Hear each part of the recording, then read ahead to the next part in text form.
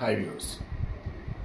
ఔరంగాబాద్ దగ్గర సూలిభంజన్ అనే ఒక కొండ ఉంది. అక్కడ దత్తాత్రేయ ఆలయం ఉంది. అక్కడికి శ్వేత అని చెప్పేసి ఒక 23 సంవత్సరాల అమ్మాయి, స్వాతి, తర్వాత సూరజ్ అని చెప్పేసి 20 సంవత్సరాల అబ్బాయి ఫ్రెండ్స్ వెళ్ళారు. ఈ అమ్మాయికి కార్ డ్రైవింగ్ అంతగా రాదు. దర్శనం అయిపోయింది. కొండ వెనకాల లోయ, దానికి దాదాపు 50 మీటర్లు యువతలే ఉన్నారు. ఈ అమ్మాయి కారులో కూర్చొని డ్రైవింగ్ చేస్తూ కారుని రివర్స్ తీస్తుంది. సూరజ్ దానిని వీడియో తీస్తూ ఉన్నాడు. తను గైడ్ చేస్తున్నాడు, స్లో అంటున్నాడు.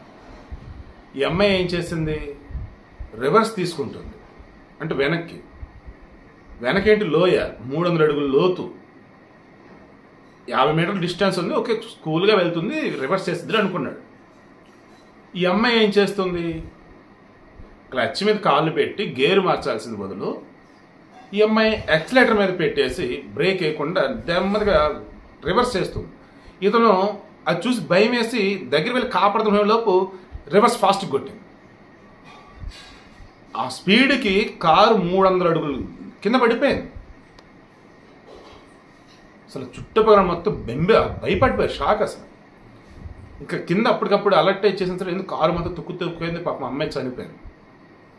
సో వీడి యొక్క మెయిన్ పర్పస్ ఏంటంటే, దయచేసి డ్రైవింగ్ రాని వాళ్ళు కార్ అయినా బైక్ అయినా వాడు జోలికి పోకండి.